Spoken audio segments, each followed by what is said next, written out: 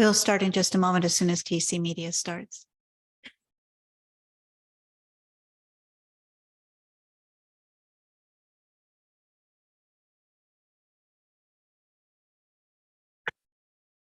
Welcome everyone to the Tuesday, May 16th, 2023 Tumwater City Council meeting.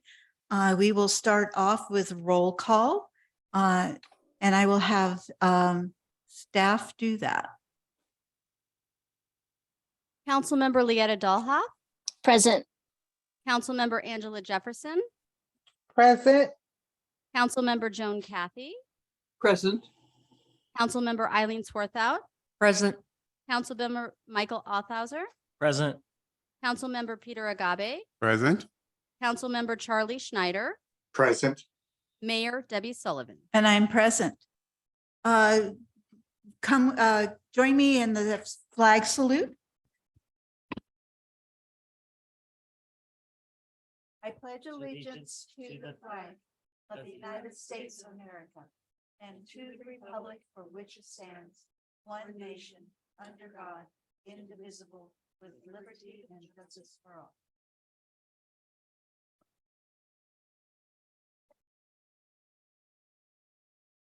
So we have several special items this evening. The first one is proclamation for Public Works Week, May 21st through 27th. And Councilmember Swarthout will be reading that. Thank you. Thank you, Mayor. Whereas Public Works programs and services for Tumwater are a joint effort of the Water Sources and Sustainability Department and the Transportation and Engineering Department. Together, they provide essential services that are an integral part of our community, such as water, sewer, stormwater, streets and sidewalks, fleet maintenance, engineering, and geographic information systems. And whereas Public Works professionals focus on infrastructure, facilities, and services that are vital importance to sustainable and resilient communities and to the public health, high quality of life, and well-being of the people of Tumwater.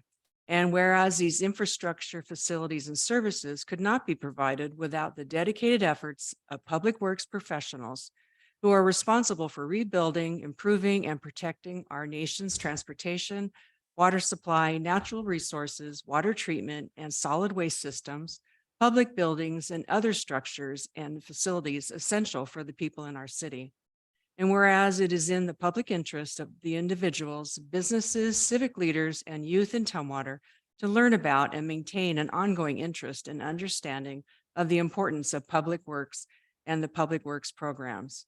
Now, therefore, Debbie Sullivan, Mayor of the City of Tumwater, does hereby proclaim May 21st through the 27th, 2023 Public Works Week, and calls upon the people of the City of Tumwater to learn about our public works facilities and services and to recognize our water resources and sustainability and transportation and engineering employees for the substantial contributions they make to protect our health, safety, comfort, and quality of life in Tumwater. Great, thank you. I believe we have staff here from Public Works that will be doing a short presentation, and then I will present you with the actual proclamation. And so go ahead. I'm don't think is the microphone working? Try again. No. Oh, there we Yes. go. Okay. Well, good evening, Mayor and members of council. My name is Mary Heather Ames, and I am Assistant Transportation and Engineering Director. This is my colleague, Steve Craig, who is Tumwater's Utility Operations Manager, and we are very pleased to be here to accept this proclamation. This year's theme for National Public Works Week is Connecting the World Through Public Works. And we wanted to take a moment to think about what that means for our community. The idea is that Public Works connects all of us through infrastructure and service, enhancing the quality of life for the communities that we serve. I personally really like this theme because it's not only about the connections between members of the Public Works team, and not only about the connection between Public Works and the general community, but also about how the work that we do enables connections among members of the community who don't necessarily think about the work that we do. When we talk about connections, I often go back to the idea of meeting up for a cup of coffee. This simple act involves all aspects of the work we do, from the transportation, whether by wheels or feet, to arrive at your meeting place, to the water that percolates in the coffee maker. There's the wastewater from the washing up and the storm system, keeping roads passable in times of rain. So this year's theme also very closely aligns with tomorrow's priorities. Each day we are able to advance the ideas of being leaders in environmental sustainability to foster a healthy environment that builds and strengthens connections within our community. Creating and maintaining transportation systems safe for all modes of travel is another priority that provides the conduits connecting customers and businesses to one another and services necessary for our community to flourish. These priorities and goals provide These priorities and goals provides the necessary vision, direction, and support that allows Public Works to connect the world. So on behalf of our two departments and each of our colleagues who work together to provide daily year-round public works services, we thank you for your support and for this recognition. Thank you for celebrating this week with us and acknowledging the importance of the streets, pipes, pumps, sidewalks, plans, budgets, and projects for everyday quality of life for those in Tumwater. Next week, we will be celebrating by getting together for some fun and recognition of the members of Water Resources and Sustainability and Transportation. So cross fingers for some of the nice, beautiful weather we've been having. And with that, let us thank you once more for this recognition. We are so happy to be able to contribute to our community through infrastructure and service that connects us all.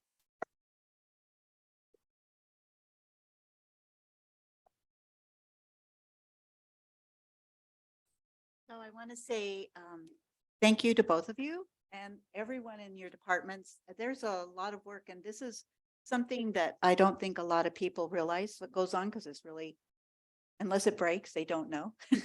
So here is the proclamation, and then city pencils. And thank everyone for your hard work, and I'm glad we were able to recognize this. Thank you.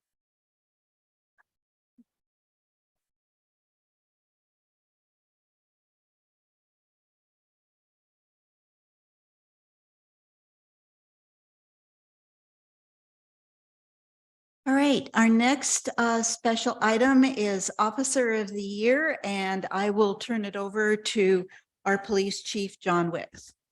Thank you, Mayor Sullivan, council members. It's both my honor and privilege tonight to be before you to present our 2022 Officer of the Year to Officer Chase Grimmett, standing right behind me here. You know, normally I'd woo you with a bunch of facts, but tonight I'm going to talk about the selection notes captured by the person who nominated Chase, because they truly talk about everything about what Chase has earned or done in his 4 years with the department, and really why he is so deserving of this award. Officer Grimmett is one of the most selfless and dedicated officers of this department. He is always willing to help out, never complains, and he goes out of his way to help anyone and at any time. Officer Grimmett has a good sense of humor and is well liked by most everyone he meets. Officer Grimmett was also selected to be only the second canine officer ever selected at this department, which is a testament to his dedication, hard work, maturity, and drive.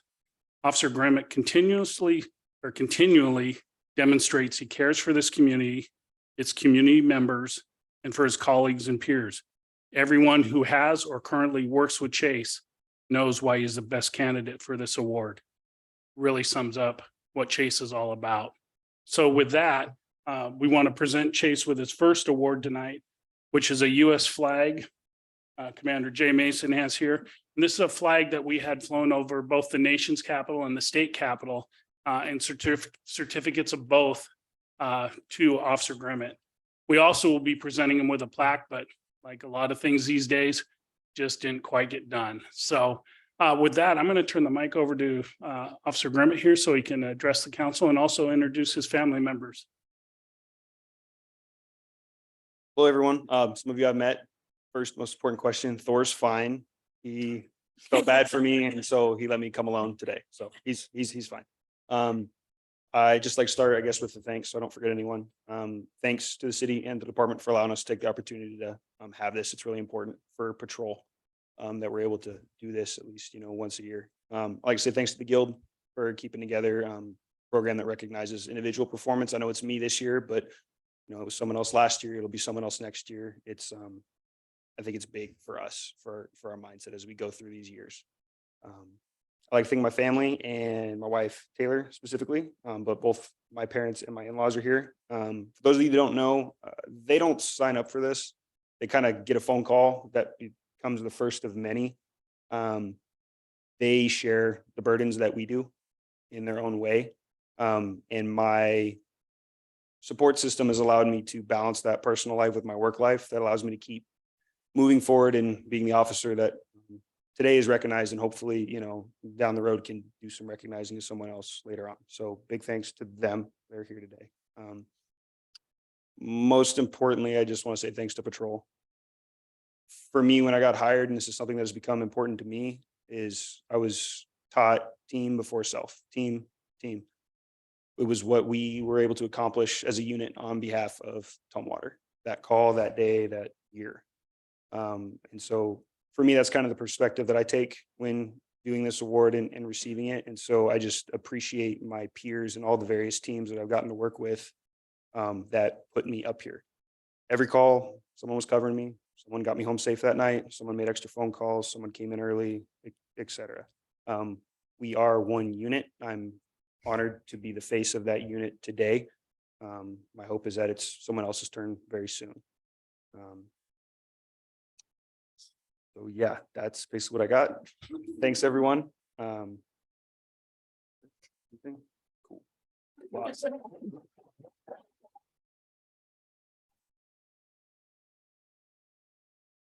I also have a question. Did you receive a couple of life-saving awards last year?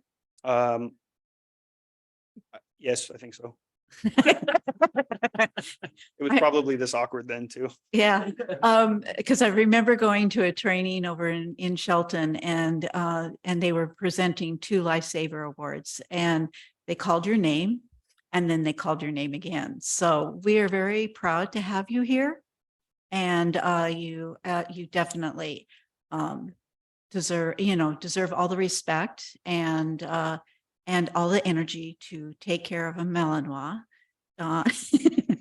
And if anybody doesn't know, that is a dog with enormous amount of energy. And we really appreciate it. And so I think I'm going to go ahead and give all your family members a pencil. I'll come to you.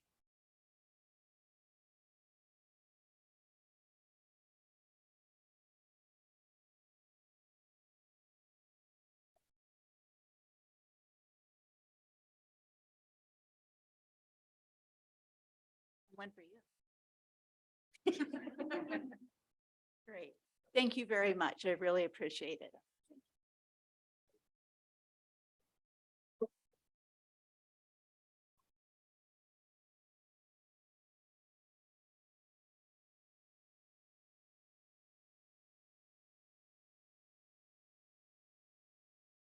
All right, our next item is the 2022 Transportation Benefit District Annual Report, and Mary Heather is up again. And I have a presentation for this one as well. Yes, thank you. All right, so this may be some repeating of things you've heard before, but I'll go ahead for those who haven't. So once again, my name is Mary Heather Ames. I am Assistant Transportation and Engineering Director, and I'm here tonight to present Transportation Benefit District Annual Report for 2022. The Transportation Benefit District, or TBD, is a method to raise revenue for transportation projects. In Tumwater, our TBD is funded by sales tax and was established by voter approval in September of 2014. When established, the TBD had separate governing board called the Tumwater Transportation Benefit District Board, but council was able to take on the governance of the funds in November of 2015. The TBD exists to preserve and maintain city street infrastructure. RCW requires the preparation and issuance of an annual report that covers the financial and construction details of the previous year. This report has been prepared, and I will be looking for your agreement to release this report. And normally I come to you with an impressive list of the items of work in the largest project that we've done to date so far. But this time instead, we took a more measured approach and sort of conserved energy for our upcoming projects. So what we accomplished in 2022 was some planning work. We looked at the pavement maintenance that needs to be done. We reviewed that and prioritized preparing for our 2023 and 2024 projects. We did some design work. These are projects where we used TBD to match grant funding, and these will likely be in construction in 2024. And we finished off some final construction details of the 2021 projects that the TBD funded. In 2023, the TBD will support the 2023 pavement maintenance project, which includes striping and other transportation related. So it's not only pavement, but also a little bit of sidewalk work and the striping that we need to do. We're also in the process, we will be looking to select a contractor to repeat our pavement rating. We did that last in 2020. So we use that data to then be able to plan our projects. And as long as we're at it, we're also planning for our 2024 project, which will include, again, chip seal, overlay, road striping, all the things that we need to do. And we're continuing the design of those two projects that I mentioned earlier that we are using as match, the TBD as match for grant funds. So the report looks like this, and I believe you had a copy in your packets. It's very similar to previous years, includes the details of 2022. So we will, tonight, no formal action is needed. However, I do ask that you consider giving me the go-ahead to release this information, and we will post it on our website for ease of access, as well as release to the newspapers in accordance with statute. Thank you very much. Great, thank you. I don't believe we have any questions. Do we need to, we don't need to take action, just, okay, perfect. Can I have thumbs up? Yeah. All right. Thank How about those at home? Yes, okay. Yeah, you got it. All right, next item is public comment. And do I have anyone in council chambers signed up for public comment? Do we have anyone online for public comment?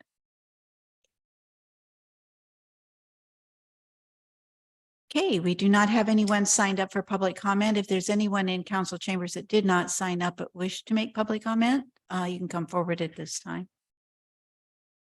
All right. All right, thank you. All right, next item is consent calendar. Do I have a motion to approve the consent calendar? So moved. Seconded. All right, that was a race for the second. So moved by Councilmember Swarthout, seconded by Councilmember Althauser. All those in favor signify by saying aye. Aye. Aye. Pose nay. All right, the consent calendar has been approved. Now we're going to council considerations. The first item is the 2023 pavement maintenance project award and authority to sign the contract. And Bill Landauer is going to present. Good evening, council members and the public. My name is Bill Landauer. I'm the Engineering Services Manager for the city of Tumwater. And today, could you bring up my presentation? Today I'm presenting on the 2023 pavement maintenance project. specifically to talk about our construction bidding process, and then also our approval of the lowest qualified bidder for this project. So first, I wanted to mention that this paver project that we have right now is this is a pretty big paver project. It was estimated about $4 million. The paver project that we did in 2021 was a $2.2 million project. So this is about twice the size of project that we did about 2 years ago. I wanted to talk a little bit about the project scope. The project scope is kind of separated into two sections. One is pavement improvements, and the other ones are roadway maintenance component. So for pavement improvements, it's essentially asphalt overlays and inlays. So the overlays are just putting an asphalt mat over an existing roadway, and the inlays are a grind, usually about 1.5 inch grind, and then we put a asphalt mat on top of that. Usually the inlays are done in areas where we have grade issues, so we don't raise the pavement up. We're also going to be doing sidewalk ramp repairs. That's not only fixing sidewalk ramps that are not ADA compliant, but it's also adding sidewalk ramps where sidewalk ramps are missing, and then also fixing damaged sidewalk ramps that are out there within the project limits. Utility casting replacement, that'll be replacing the ringing covers for water, gas, and manholes within the project limits. A lot of those get old and they start rocking, so this is a good time to actually get out there and fix them right so that they last over the long term. And then some minor storm drainage repairs. That's really just manipulating the grades of the actual finished asphalt to kind of reduce bird baths and other small drainage issues that the existing roadways have.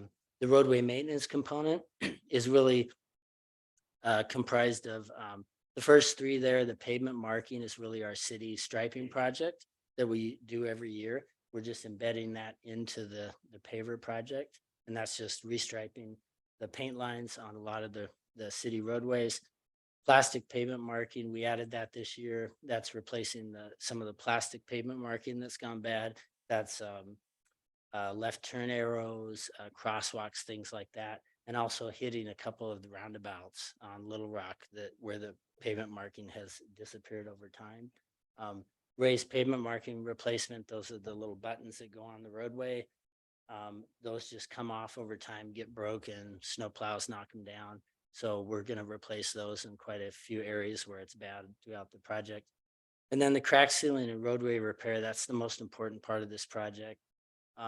Typically when you're looking at roadways and trying to figure out what to do, sometimes there's a gap between whether that roadway actually needs a full overlay or whether it just needs some maintenance. The crack sealing and roadway repair is what gives us a longer design life on that road and kind of sets the overlay a little farther down the road for when it's really needed. So that's just crack sealing the cracks in the pavement so water doesn't get down and damage the pavement.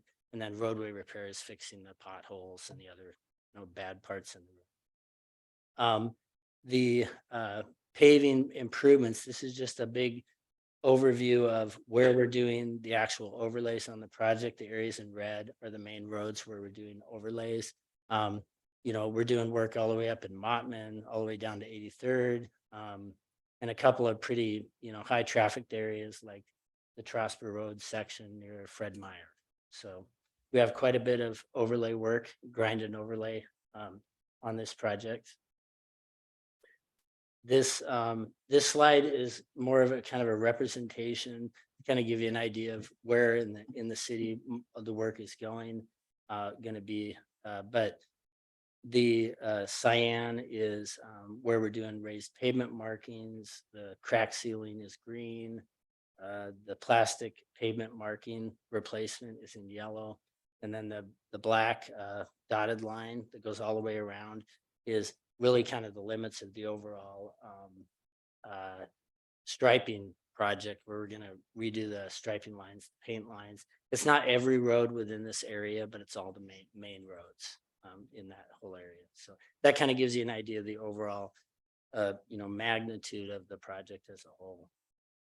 So we're here to talk mostly about the construction bid. The construction bids were opened on May the 10th, just about a week ago. We received 5 construction bids. All bids were viable. That's a pretty good turnout for a project of this size. So it picked up most of the major contractors in the area that do this type of work. The highest bid was $4,125,393.53. And the lowest bid was $3,857,857. And that bid was from Miles Resources LLC out of Puyallup. So Miles is the low bidder for the project. The Bill, I have a estimated, question. yes, Yes, so we had 5 bids. So do we investigate or research the company before agreeing to work with them or accepting the bid? What are their reviews like? So do you just go with the lowest? Talk to me about that a little bit. well, by law, we pick the lowest bidder. And generally speaking, we check their qualifications. Really what we're checking, there's a couple different systems that we use, but really what we're looking for is, are they a licensed contractor? Are they in good standing? Do they have any judgments against them or, litigation that's going on at the time?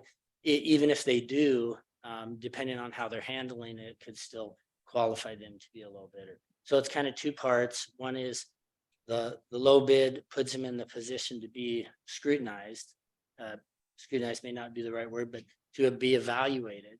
And then once that evaluation process is complete, if they're a qualified bidder, they can do the work, they're not, they're in good standing, then generally speaking, they are the low bidder. Does that answer your question? Yes, so it sounds like we're required to accept the lowest bid.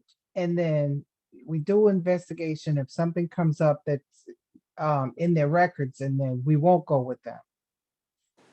Yeah, we're required to evaluate the lowest bidder, and if everything is in good standing, then yes, you are generally speaking required to pick them as contract with them for the project. Yes.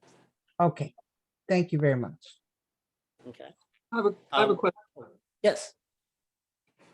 I remember in the past, we had a discussion about looking at how they're hiring, how they treated their employees, something to do with their pay, and also if they go along with our rules and regulations as far as hiring women, minorities. so on. Do you do that level of checking still? That's kind of fairly complex depending upon what type of project it is, but we do, so our projects, our city projects pay prevailing wage. That is true. They have specific certain types of requirements, but I don't think this project had like a DBE requirement. I'd have to double check on that. Federal projects with federal monies in it have a higher level of requirements that you have to meet. But currently, the current project that we have right now is compliant with the city's construction agreement. So the current construction agreement, With the current what? City what? the current contract, the standard contract that the city has. It's The compliant. standard contract for the contractor goes along with the city's requirements for employment. And I'm just trying to understand if what we kind of say for ourselves and what we expect and how we hire people to come in and do work is similar to what we require of our city and our employees and so on. We have run into some of these things over the years, and I'm just asking, Yeah. is that part of the checking, or is it just that they are good business people? Well, I mean, there's part of it is checking to see if they're in good standing. The second part is that if we contract with them, they have to contract with a standard city contract. I So see. All Okay. of, all of those requirements, we use the same contract for all contractors that we hire. So there are specific requirements within that contract that they have to meet. Okay. If there's requirements that aren't in the contract, then that's probably a little bit, that's something that would have to be addressed. In the Thank long you. Appreciate that. run. All right. And I see Councilmember Dolhoff has her hand raised. And can I ask that those in the Zoom area, please raise your hand, and then I can call on you. Thank you, Mayor. That just reminded me of something in that, Mayor, where you used to work at OMWBE, right? And I'm wondering, in our scoring of bidders, is there a preference point for certified small business or small minority women businesses? So you're talking about Office of Minority and Women's Business Enterprises and their certification. I don't know if it's specific to this, but I do know that they assist with bidding and criteria and certifications. So I'm wondering when you're going, oh, sorry, Mayor. I'm sorry, what was that? There's a technology lag that I keep forgetting about. Is there, when processes are evaluated in your timeline of all the stuff that you're doing, could that be looked at preference points for small women, veteran, minority-owned businesses for applicable contracts? I think we have, Yeah, go ahead. He might be able to answer the question. So in regards to OMWBE, we do send our advertisements to OMWBE voluntarily. We're not required to do that. We do it specifically so that they can help get the word out to their members. We don't have any requirement in our standard contract for hiring anybody who meets the criteria. We only do for federalized projects, and we essentially put in a request for what DOT is going to set as the percentage of contractors that meet the requirements. We do not do that on state funded projects or local funded projects. It is quite a process for the state to manage what they do for federal projects. So really, we put it out there and with to OMWBE, just hoping for voluntary submission. I mean, specifically for things like pavers, we wouldn't really have a whole lot of local contractors that could meet the requirements. So they essentially would take their work and force some of it to be subcontracted out just to hire them. So right now it is voluntary, but we do send it to OMWBE. I appreciate that background. I'm just thinking when we're doing that racial equity toolbox and we have DeMarsh doing interviews of directors and programs and departments, that could be a lens to review of, is there opportunities for that diversity that we're talking about? So thank you for listening. City Administrator Doan, did you have your hand up for a second? Okay, great. Go ahead. Any Thank more you. questions?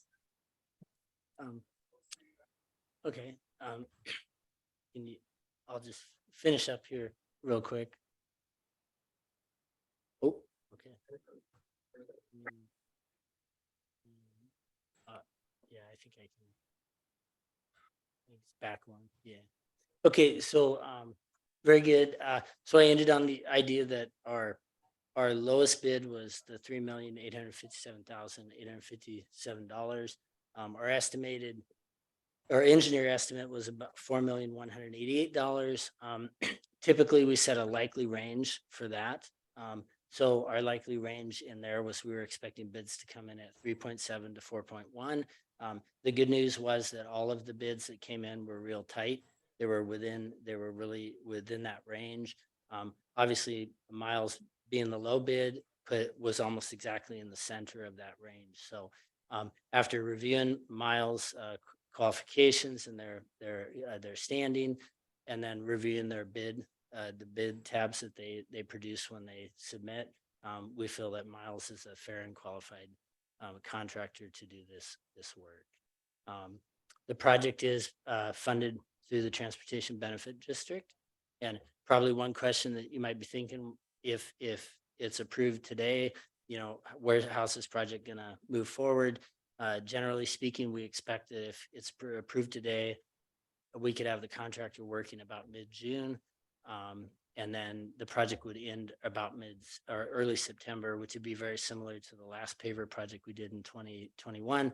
And that's approximately 50 working days for that project. So I think that ends my presentation. If there are any other questions, I'd be happy to answer them. Any question? Councilmember Swarthout? I was just looking at the project list and one of them is, it looks like we're going to be doing the overpass between. Oh, on yeah. Trosper Road. Right. That's not actually the overpass Okay. bridge. So we're gonna be repaving the west side over by Fred Meyer on Okay. Trosper, all the way up to the bridge deck. Okay. Or the approach slab is what they call it. The good news is that we're gonna be repairing that side. And then the roundabout project is gonna be redoing the roadways on the other side. So great. it should, you know, mesh all together within a year or so when Trosper roundabout is done. So A lot of action over there. a lot Thank of you. stuff going on. Absolutely. Okay. Any other questions? I believe we have to have a motion for this one, so I would entertain a motion. Mayor, I'd like to make a motion that the city council award and authorize the mayor to sign a public works contract with the lowest bidder, Miles Resources LLC of Puyallup, Washington, in the amount of $3,857,857 for the 2023 pavement maintenance project. I'll second. Okay, it's been moved by Councilmember Swarthout and seconded by Councilmember Althauser. Any discussion on the motion? With that, I'll call for the vote. All those in favor signify by saying aye. Aye. Opposed, nay. The motion carries. Thank you very much. Next item is Regional Housing Council Franz Anderson project, a letter of commitment, and Brad will present that. Yes, thank you, Mayor. Thank you, members of the council. Tonight, we have a request before you to approve the staff drafting a letter of commitment to the city of Olympia for use of the city's ARPA funds for a project that is part of our Regional Housing Council discussions. It's the Franz Anderson project. A little background on it. The city has determined that this project would be an equitable choice to support the Franz Anderson permanently supportive housing project in the city of Olympia. This would result in affordable long-term housing and serve a public benefit. Just as a quick recap, Franz Anderson, there are two projects that are ongoing right now or on the site of Franz Anderson. One is the temporary village that's being developed and hopefully will be up shortly, that will be used for the right-of-way homeless encampments for that support. This project is actually for a permanent long-term housing on the, I believe, the western portion of the site. That would also be the next step in the transition for those people out of those into permanent supportive housing. Again, the Franz Anderson project is located on Franz Anderson Road, which is just a little bit west of the Olympia interchange in the city of Olympia, just south of Pacific. If you know where the Olympia Co-op is, it's very near that. The Olympia City Council was briefed on the project on May 9th. And the city of Olympia staff has started work on the project to draft a purchase and sale agreement with the expectation of that will be ready in June of this year. Olympia staff will also be drafting an interlocal agreement between Olympia, Lacey, Tumwater, and Thurston County for the use of ARPA and other funds from those jurisdictions, with the expectation that that interlocal will be ready shortly after the purchase and sale agreement is in place. We briefed the General Government Committee. They're meeting on May 10th on the project, and they recommended City Council approval for the staff to go forward with this. And with us today is Jacinda Geltis, who is the City of Olympia's Affordable Housing Net Program Manager. She's available to answer any questions regarding the project and also describe the letter of commitment that what would be in the letter that the City of Olympia has requested. Great. Any questions? All right. Yes, I have a question, Mayor. Yes, go ahead, Councilmember Jefferson. Yes, I didn't see an amount. Is there a certain amount? Yes, I apologize.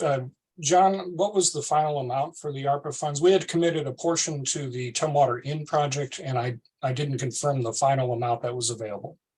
Yeah, the council designated $550,000 to regional housing projects. 275 of that went to the Housing Authority project on Capitol Boulevard. And so this is a commitment for 275,000 also. Thank you very much, City Administrator. Thank you, John. Any other questions? Councilmember Swarthout. I think we have the person from Olympia here, so I was just curious about the letter. Since she took the time to be here, tell us about the letter, please. Good evening, excuse me, council members. Yeah, the city of Olympia doesn't need anything necessarily, you know, of a certain form. Just want something in writing that does, you know, on letterhead that commits that 275, outlines that it would be ARPA funding, you know, just for our records. And then as Brad mentioned, we'll follow up with the interlocal agreement as well. I would also say it would probably be helpful in that letter to mention obviously that those funds are intended for this project, just so we're all very clear. And other than that, you know, this is kind of new territory for all of us. So I think if there's something else that the council would like to see in there, you know, the city is open to that, but our council did not have any specifics that they required in the letter. Just wanted to have everything, you know, very upfront and very apparent to the public and all of us kind of what's going on. Oh, thank you. And thank you for being here tonight. Great. Councilmember Althauser. Thanks, Mayor. I would just offer a comment that for the past several years, you know, I think we've discussed as a council, housing has been on our goals and one of our strategic priorities for a long time. Creating some sort of collaboration with our sister cities and working on a regional project has as well. And this is really, I think, that goal and I think that hope kind of coming to fruition. So for the price of $275,000, that is a fraction of what this project will cost in order to build. But there are all sorts of other funding resources that are really being brought to bear to kind of bring this project to fruition. So I want to thank Jacinda and also the City of Olympia for being a leader and also a partner at the Regional Housing Council level for working on this. If there aren't any other questions, I would move that we approve the sending of a letter of commitment to the City of Olympia for the use of our city's ARPA funds in the amount of $275,000 for the project. I'll second. Okay, it's been moved by Councilmember Althauser, second by Councilmember Swarthout. Any discussion on the motion? With that, I'll call for the vote. All those in favor signify by saying aye. Aye. Aye. Opposed, nay. Motion carries. Thank you very much. So that ends council considerations, but I just want to loop back that in council chambers, we have a multitude of students from Black Hills High School who I am sure are doing a school project and a school report and so it's always great to see students, and then you get to see exactly how a city council meeting actually works. And it's nice now that we actually have it in person, even though we are hybrid, at least you actually see people and what our council chambers is like. And so I'm very happy you're able to join us this evening. So welcome. So with that, we will move to committee reports. First is Public Health and Safety, Councilmember Dahlhoff. Thank you, Mayor. Public Health and Safety Committee was canceled on May 9th. Our next meeting is June 13th at 8 a.m. All are welcome. The agenda item includes 2022 police data use of force briefing. Great. Next item, next committee is General Government Committee, Councilmember Althauser. Thank you, Mayor. The General Government Committee met on May 10th. We had 3 items on our agenda, the first of which was the RHC Franz Anderson letter, which we now just passed a few moments ago. We also discussed the tree and vegetation preservation regulation updates. That for folks who are interested in our urban forest is a very lengthy and complex draft ordinance that is really at the beginning of the process of vetting and consideration, and will be taken up by our tree board as well as our planning commission for further consideration.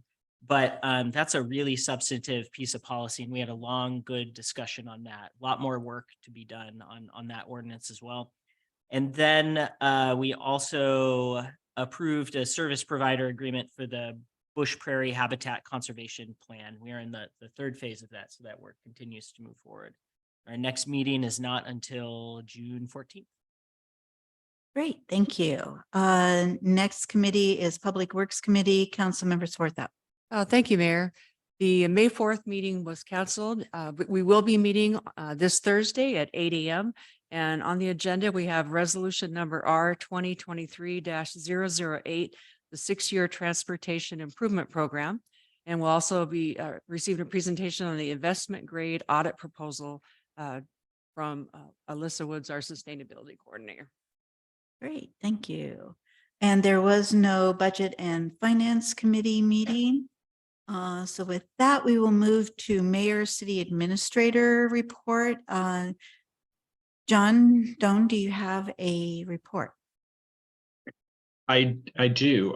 Just a couple of things. I wanted to echo that it's Public Works Week and recognize all of our employees in water resources and sustainability and transportation and engineering who are making things happen every day out there. I appreciated Mary Heather's story about making coffee. I always use a similar story about when we start our day and we begin by turning on the water or flushing or driving or any of the things that we do to start our day. And all of those begin with our public works folks in those 2 departments. So again, I would echo the shout out to them. I also wanted to recognize, if you haven't had a chance to meet her, our new deputy city clerk, Brandy Lejamina, and Brandy comes to us from Highland, California. Councilmember Kathy probably knows where Highland is, down in just outside of Los Angeles. And she will be working to backstop our public records, backstop the work of our clerk, and also will be an instrumental part as we move to digital minutes. She will be working with the departments to support that. I also wanted to go back to the Transportation Benefit District, and Mary Heather didn't mention it, but it's in the report, highlight the fact that we have used TBD dollars to leverage over $6 million worth of grants. So we bring in a little over $2 million per year. We've used those TBD dollars in the 8 years we've had the program. We've used them to leverage $6 million more investment into improving our street system and our roads. So kudos to everyone for that. Also wanted to announce we have 3 brand new electric vehicle charging stations at City Hall. They are on sort of the back corner on the left-hand side of City Hall. They're sort of back in the corner because of the ease of being able to connect the electricity to those charging stations, but they are there for our employees and also there for the public. So wanted to make sure everyone knew we had those. And lastly, Councilmember Althauser talked about our work on trees. I wanted to do a shout out to our community development department, our tree board, the planning commission, to Alyssa, to all of you for the adoption of our tree plan because it received an award. There's, I think, 7 or 8 of them from the American Planning Association and the Planning Association of Washington for sustainability. And I just think that's a great recognition for all the hard work and the policy work that went into that document, helping to plan our future. So again, kudos to Alyssa, Brad, and Mike for that, and all of you actually for eventually adopting it. So thank you. That's all I have, Madam Mayor. Great, thank you. So for my report, one of the meetings, it seems like I've been really busy the last couple of weeks. So on May 3rd, I attended the Intercity Transit Authority Board meeting. And with that, it wasn't a very long meeting, but we were able to get an update from Duncan Green that 135 people were participating in the Earth Day market ride that was on Saturday, September 22nd. And that the current May Bicycle Commuter Challenge at that point, that was early in the month, had 287 riders, and they had already logged in 4,219 miles. And that was on May 3rd. So I can only imagine how far we've gone since then. They also announced the interviews for the next operator class, which is the third operator class for bus drivers. And that took place last week. So they're hoping that they would have a class size of about 13. And then there was an announcement on for one of the staff members who was working on a workshop for Intercity Transit Zero Emissions Transition Plan. And so we got a briefing on that. That was on May 3rd that I had attended that meeting, and I'll have another Intercity Transit meeting tomorrow night. I also attended on May 6th, the South Sound Exceptional Women Award. And I just want to make a shout out to that because Councilmember Dahlhoff's mother also was one of the recipients. And so I also attended I was asked to attend and give a talk to a Girl Scout troop over at Peter G. Schmidt, and I did that on the 10th. I attended the South Sound Military Communities Partnership for Elected Officials Council on the 11th. Saturday, I attended the Centennial Station 30th year celebration, and I got a bit sunburnt on that day because it was really hot and very sunny, which was great, but I needed more sunscreen. And then last night I attended the Thurston EDC investor reception. So that was a really great area, a really great reception. It's at the 1885 Steakhouse, and there was a great turnout. I hadn't been in downtown Olympia for a while, and the amount of buildings and housing and all of the items that is in downtown, I was actually really surprised. I just hadn't been in our COVID days. We just don't get out as much as we used to. So, tomorrow I will be attending. I am serve on the executive advisory group for the WashDOT Marvin to Martin Road. We will have our 5th and final meeting for that particular work group. I am actually seeing the results of what the work group is doing presented at a multitude of different presentations. So I really appreciate all of the work that the group is doing. And I do keep reminding them that the whole plan is clear to 93rd in Tumwater. And I keep reminding them that they don't get to forget about Tumwater in this whole process. So with that, I will turn it over, and we will now have council reports. And I think I will start by doing those in Zoom. So according to how I'm seeing people, Councilmember Jefferson, I will start with you. Thank you, Madam Mayor. On 8th May, I attended Tumwater Hopes meeting, and we finalized our Key Leader event annual meeting, and we are looking at 7 June. Location is still to be determined. We are 3 weeks out, so hopefully invites should be sent out in the next few days. Also, Councilmember Delhoff, we discussed collaborating with the Opioid Response Task Force to table together and to distribute lock boxes to store medication at the Thurston County Fair. Someone from the organization was in attendance at the meeting, so it was just an easy meetup. So we do plan to collaborate together to make that happen.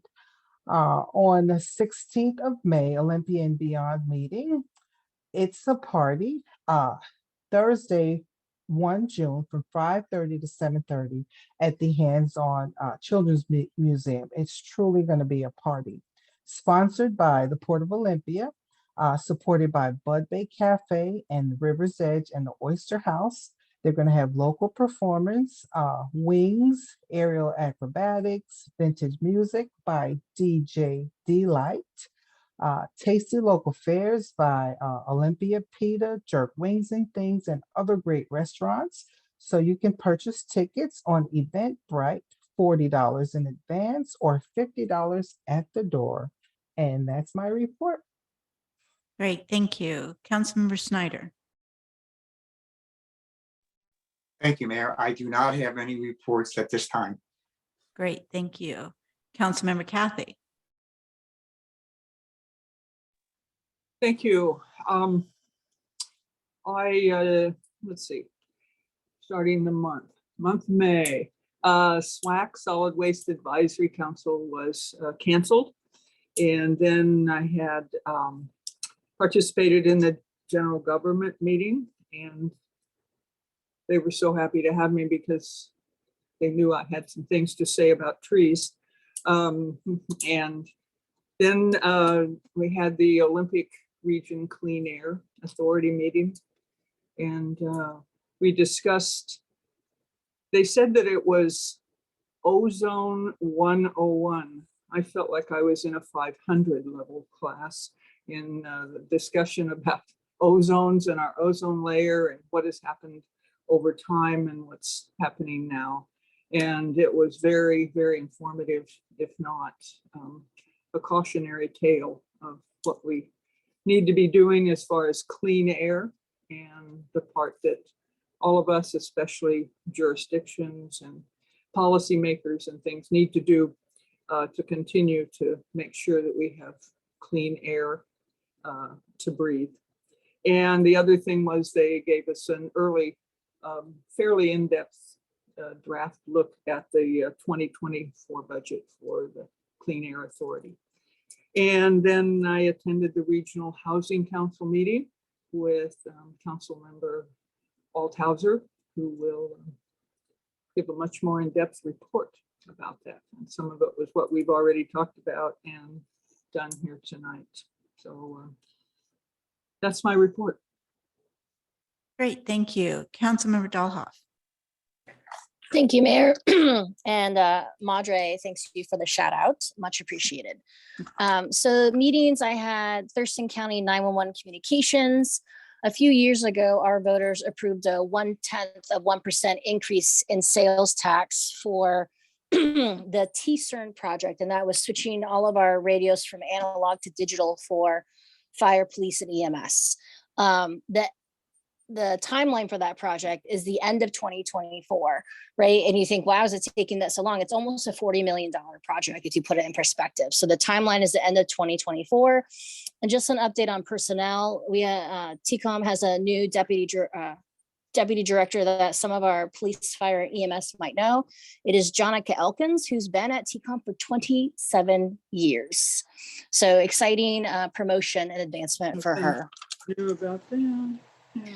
And then I had LOT, and one of the elements was an emissions inventory update that Dan Smith, who serves on the technical subcommittee, gave to Alyssa. And it came up in that meeting, pardon me, that it might be a beneficial work session for all of council to hear about what LOT is doing, tracking their emissions. And what they found is that their purchased electricity is their biggest source of greenhouse gases.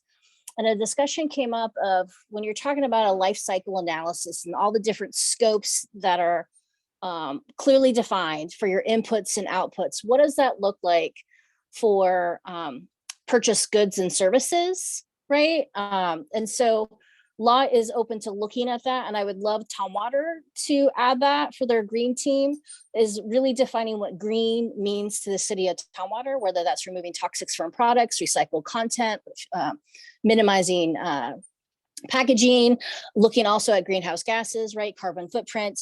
And so I would love Tumwater along with LOT to look at the total spend of purchased goods and services and green versus non-green, and really have a clear definition of what green means to Tumwater, whether that's certain certifications or what. I would love Tumwater to model that way, and LOT is open to doing that as well. So that could be a really cool partnership, because the data that they're collecting, they send to Thurston Regional Planning Council for their tracking of energy and our overall reduction goals, right? So it fits into all the climate mitigation plan and all that other stuff. So I think that's not really low hanging fruit, but if we're really going to do inputs and outputs in the whole life cycle analysis, I think we should include goods and services.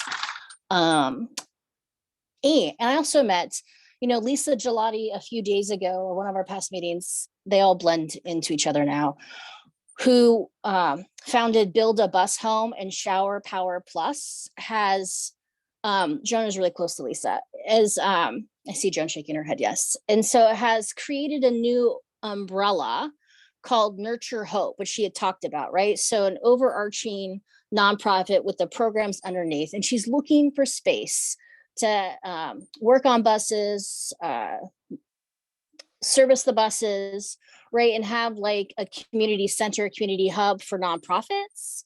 And so she has specifications. I gave it to staff to see if it's not necessarily in Tumwater, but some area, and really thinking about the SPSCC area where Quixote communities are, right? And access to a bus line, but she's doing some really, really great things for our community.